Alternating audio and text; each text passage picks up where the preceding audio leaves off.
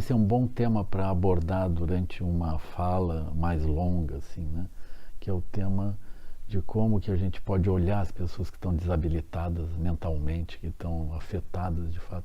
Essa é uma pergunta recorrente, né? Isso é algo complexo, assim, porque por vezes no final da vida as pessoas apresentam demência, né? Por vezes apresentam demência por um tempo muito longo, né? Elas deixam de reconhecer os parentes, elas começam a se comportar de uma forma estranha, assim, né? Então isso é muito perturbador, né? E também tem pessoas que têm deficiências cognitivas, né? Mas eles têm... Eu lembro da Luciana, que era uma menina que morava num edifício que eu morava com meus primeiros dois filhos, né? E ela era Down, ela tinha síndrome de Down. Ela era super afetiva, ela era super querida de todo mundo, assim. Então esse era uma das coisas que me chamava a atenção, porque as crianças não tinham a afetividade dela, mas ela tinha aquela afetividade toda, assim. E ela era o centro da atenção de todas as crianças. Era muito interessante, assim. E eu acho importante, né, eu vou falar assim brevemente isso, né? Porque nós temos uma tendência a olhar a ação mental como sendo o foco, mas é necessário entender que mesmo as pessoas que tenham dificuldade de foco, elas operam à base da mente, no sentido de o reconhecimento do lugar, de um certo modo. Elas estão em algum lugar, elas se reconhecem em algum lugar e aí elas se movem daquele modo.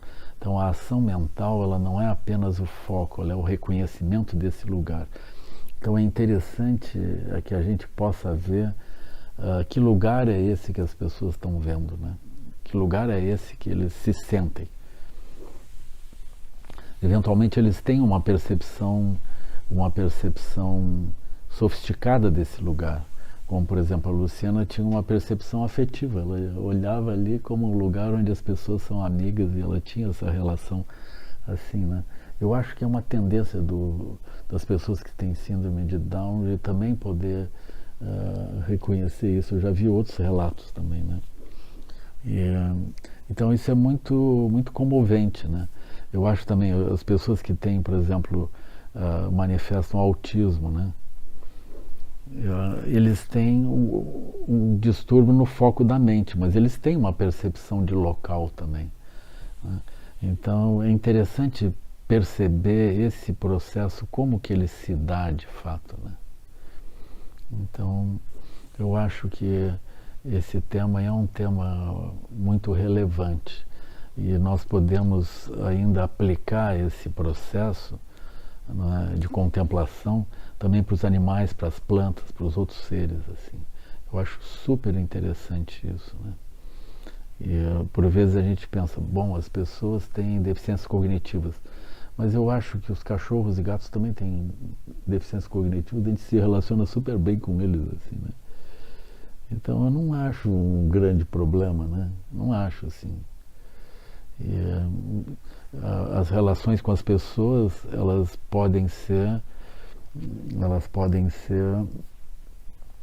aliás, deveriam ser de acordo com como as pessoas se movem, né? A gente não precisa todo mundo igual, né? E, num certo sentido, nesse tempo que nós estamos vivendo, a forma como nós usamos o foco da nossa mente, ela é um foco um pouco estranho, assim, mesmo o ambiente que nós sentimos é um ambiente um pouco estranho, porque nós estamos dentro de um ambiente econômico, nós nos relacionamos economicamente, né? Eu acho muito estranho isso. Isso é uma secção recente da história da humanidade, né? Recente assim, algumas dezenas de anos, né? Algumas décadas, vamos dizer, algumas centenas de anos.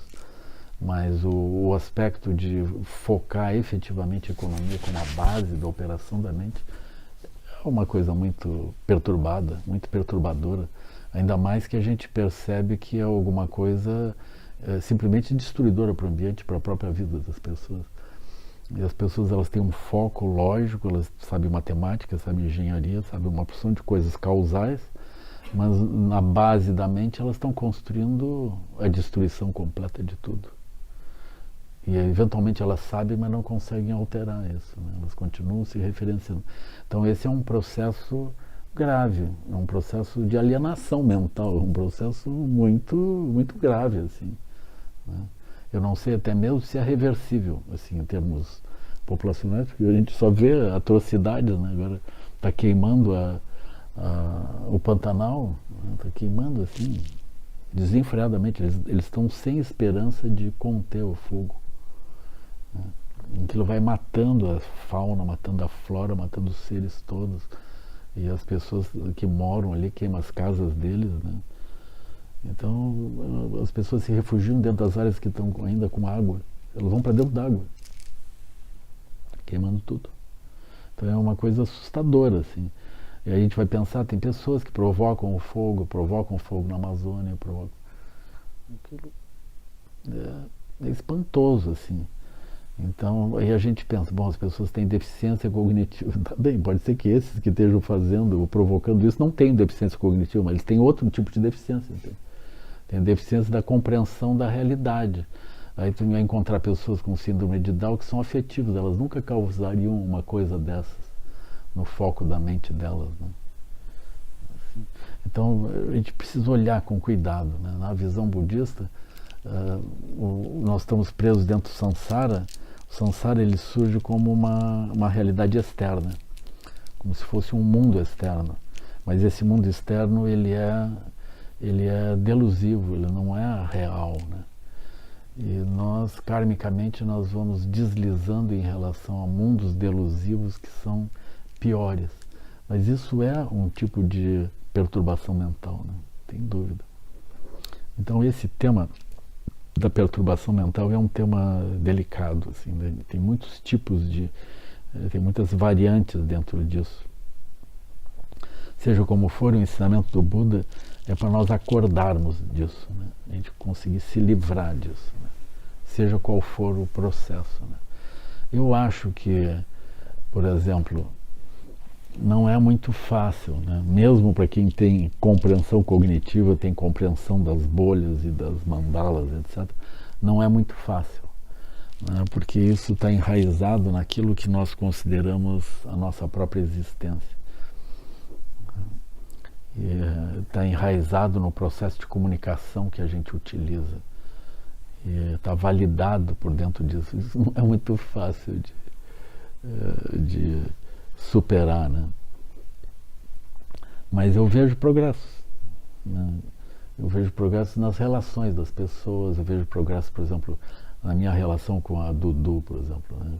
com a cachorra, né? Nós estamos nos relacionando progressivamente melhor, assim, né? Então um período agora onde nós estamos assim, mais próximos uns dos outros, né? Eu acho muito interessante a forma como ela se relaciona com a sangue inteira, né?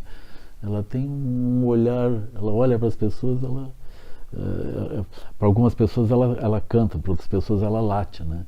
Então ela já dá um sinal, assim, dependendo de quem for, ela uau, uau, uau. A outra ela uau, uau, uau, uau. Ela vai se relacionando desse modo, né? Então eu vejo que a relação dela vai melhorando. Eu acho interessante, né? Então, a gente não pode dizer que ela tenha assim, um brilho cognitivo, né? Eu não espero que nessa vida ela consiga entender alguma coisa de filosofia, né? Mas ela gosta de vir aqui para a sala de meditação, ela gosta de entrar aqui, né?